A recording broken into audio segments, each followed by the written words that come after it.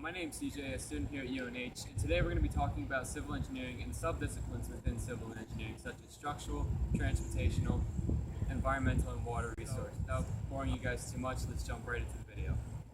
Civil engineering is one of the earliest forms of engineering known to mankind, being around this world since about 3000 BC when the first Egyptian pyramids were being designed and built. Nowadays, we have much improved ways of traveling, are finding new ways to create energy such as solar and wind power, and are developing new designs for buildings that would have never been able to be created previously. Now, civil engineering wasn't always known for being civil engineering. In fact, it wasn't classified as civil engineering until about the 18th century. It's a study that requires skills in mathematics, physics, environmental sciences, and much more depending on the subdisciplines themselves. Now it's time to look at the 4 subdisciplines in depth and see what specifically is done within each one.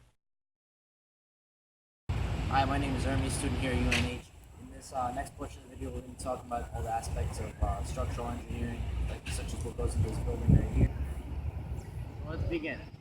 Structural engineering is all about the style, sustainability, and safety of buildings and non-buildings. Structural engineering is the backbone of just about anything that needs to be created while taking safety factors into consideration.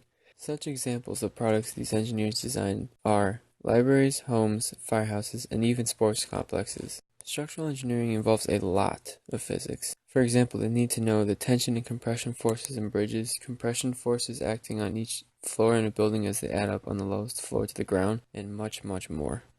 The basic structures these engineers deal with are columns, beams, trusses, plates, shells, and arcs.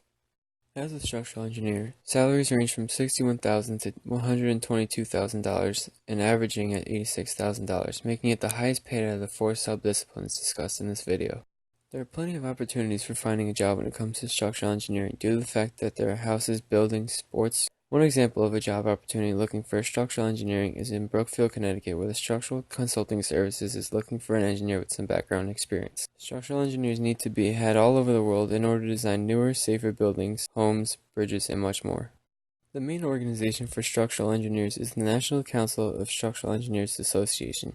It was created to constantly improve the level of standard practice of the structural engineering profession throughout the United States. That about wraps it up for structural engineering. Let's move on over to transportation engineering now.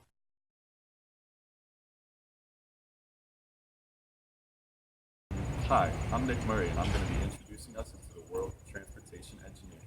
Let's get right into it. Transportation and structural engineering for the most part work hand in hand.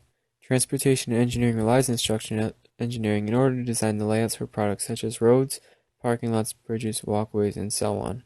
They also maintain railways, ports, harbors, and airports. They're responsible for designing ways to control traffic and maintaining safety on roadways, walkways, and much more. Salaries range from $50,000 to $88,000 and averaging at $69,000, being at the low end of the spectrum in relationship of the other 3 subdisciplines of civil engineering.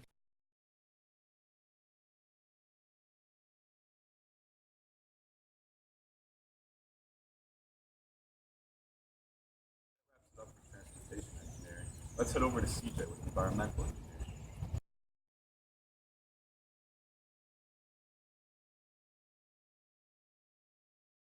Environmental engineering and water resource engineering, 2 of the many subdisciplines of civil engineering, are 2 that take a lot of everyday aspects into consideration. They are essentially the same subdiscipline as they both try to find improved ways to keep water sources purified and sustainable for marine life. They also design new ideas for renewable energy and even design substitute materials that are biodegradable which help eliminate potential threats to wildlife in the long run. These 2 require skills in mathematics, physics, environmental sciences, and much more in order to design the best possible products. So let's talk about each of these 2 subdisciplines in a little bit more depth. An example of what a water resource engineer might do in their career is help redesign water filters that are cost-effective and safe for the environment. With all the troubles going on in Africa and even in our own country such as Flint, Michigan, it's something that these engineers take into consideration in order to reduce the number of illnesses and even casualties of human beings due to lack of fresh, drinkable water. It's a study that involves hydrology, meteorology, environmental science, conservation, and resource management. With a salary range of $52,000 to $121,000 and averaging at $79,500 per year, water resource engineers are one of the highest paid amongst the 4 subdisciplines of civil engineering discussed in this video. There are jobs for water resource engineers all around the world, but just to give an idea of local opportunities, there are companies such as Malone and McBroom in Cheshire, Connecticut that are looking for water and wastewater engineers. Now, this is only one example, but these types of engineers are being sought for every day, trying to solve the problem with countries not having sustainable drinking water and becoming terminally ill because of it. Not only are there plenty of jobs out there for environmental and water resource engineers, but there are also professional organizations where they can become involved with. The American Society of Civil Engineers, as well as the American Academy for Water Resources Engineers, are examples of professional societies that incorporate these two subdisciplines. The mission of AAWRE is to provide excellence in leadership by elevating the professional practice of water resources engineering through advanced certification, continuing education, and ethical practice.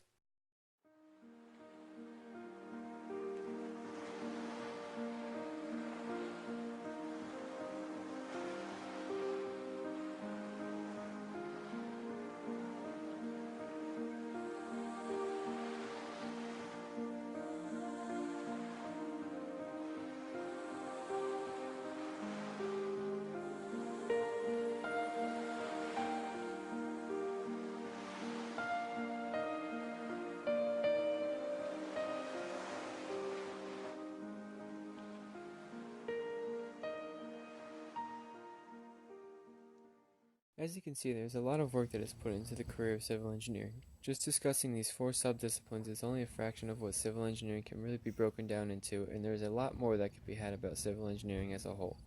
I hope you enjoyed this video, and this is the conclusion of the video on civil engineering.